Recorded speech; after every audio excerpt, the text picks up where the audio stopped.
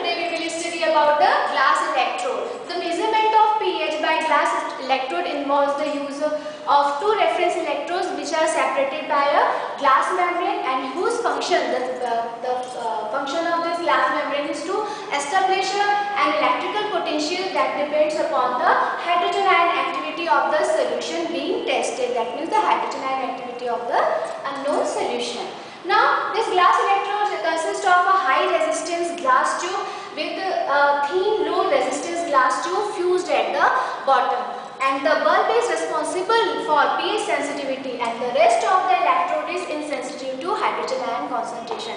That's why it measures the hydrogen ion concentration or activity of the unknown solution. Now the tube is filled with 0.1 normal HCl. You can see here this is the pH sensitive glass membrane that is fused with the normal glass, and this glass membrane and glass tube is filled with 0.1 normal HCl, and dipping in this solution is a silver chloride electrode. This is silver chloride electrode, and the other electrode might be a calomel electrode, but in most current instruments this electrode is an silver chloride electrode. That means outside this glass membrane again here it may be silver chloride electrode or calomel electrode, and this is the glass stem. Okay, so reference electrode can be built in the same unit as I have drawn here, and then this is known as combination electrode, in which we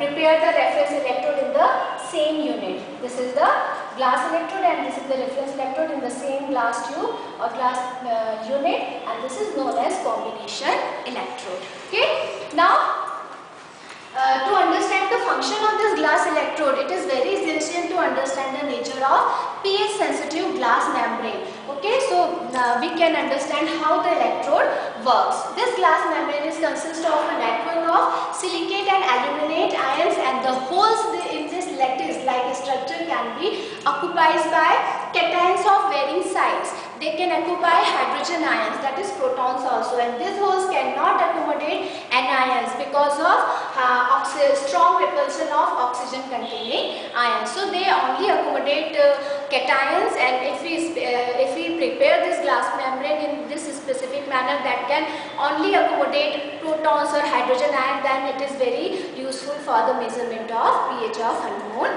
solution. Okay, so as I have already told you, by manipulation such membranes are produced which show sensitivity to only hydrogen ion activity. Okay, now we will see how does the glass membrane respond to differences in hydrogen ion activity. So three conditions are there. Suppose when we dip this glass electrode or immersed in neutral solution, then what happens in the neutral solution?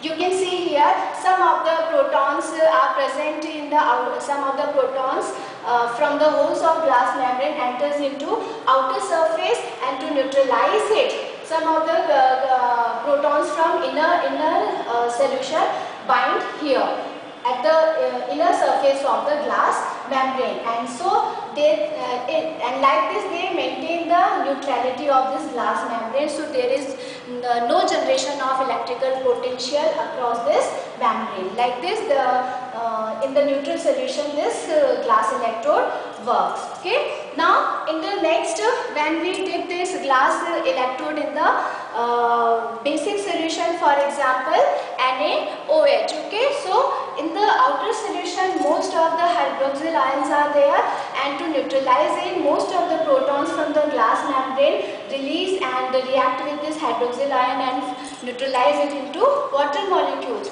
Okay, and to maintain the neutrality of this glass membrane, many of the protons from the because of this, in the outer solution positive ions are more, and to neutralize this positive ions, many of the chloride ions from the inner solution bind to this glass membrane holes and HCl, and like this they maintain the neutrality of glass membrane, and due to this there is generation of electrical potential across this glass membrane because there is variation in the positive and negative charges across this membrane. In the next solution, that is when we dip it into acidic solution, now the reaction just Oppose in the acidic solution, in the outer solution, many of the protons get attached to glass membrane holes. That's why here negative charges are more in the outer solution, and to neutralize this glass membrane, many of the chloride ion from the inner surface of this glass membrane release into inner solution and combine with protons to form HCl, and just like this they maintain the neutrality of glass membrane, but there is generation of charges across this glass membrane which is responsible for production of electrode potential. So like this glass electrode works when we dipped it into different types of solution, either acidic or basic, or if we use neutral solution. Okay.